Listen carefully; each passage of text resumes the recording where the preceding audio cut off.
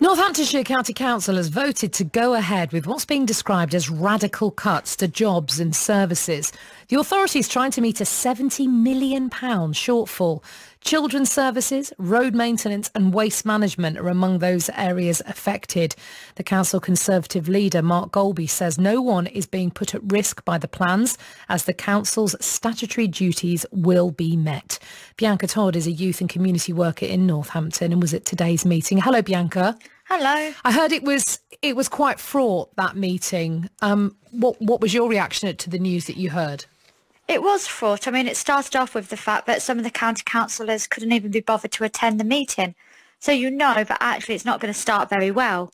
But my reaction to this is that it's absolutely insane to think that ordinary people's lives aren't put at risk by the cuts that this council are doing.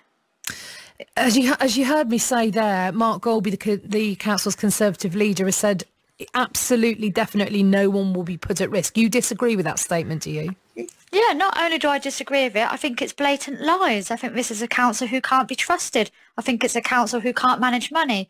He was part of the administration who put in the cuts and who have been criticised for the mismanagement for all of this time.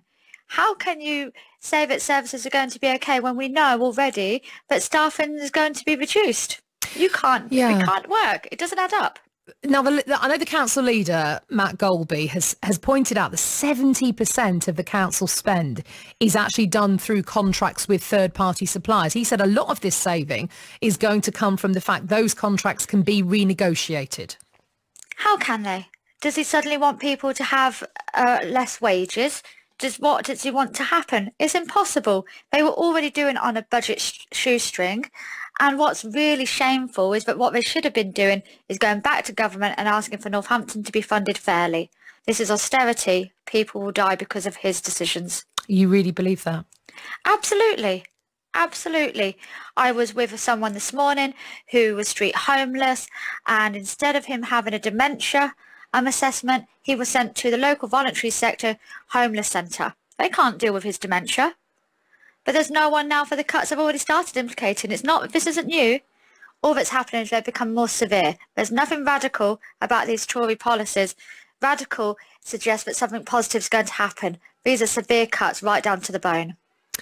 The council leaders also pointed out that the council currently spends more on children's services than nearly any other council here in Britain. And the suggestion there is that there won't be severe changes to the service. It'll more be brought into line with how other councils are currently structuring their spending. I mean, let's be clear, Northampton County Council social services have been a failing social services department for many years, and now what are we? We're adequate.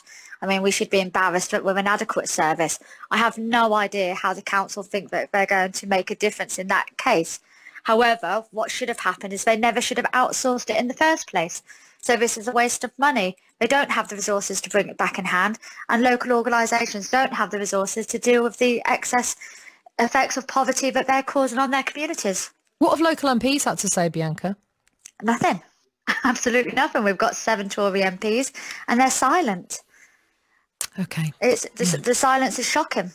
Thank you very much for your time, Bianca. That's Bianca Todd, who's chair of her local Unite branch, also a community worker, youth and community worker in Northampton. The rest of the statement from the County Council leader, Councillor Matt Golby, is the Budget Recovery Action Plan and the approval of our core services demonstrates our commitment to making the difficult but necessary decisions to stabilise our budget. We have a clear plan in place for how we're going to do this, and the spending priorities we've now agreed as a council will be used to assess all spend in the council and identify where savings can be made. It's nearly 6:30.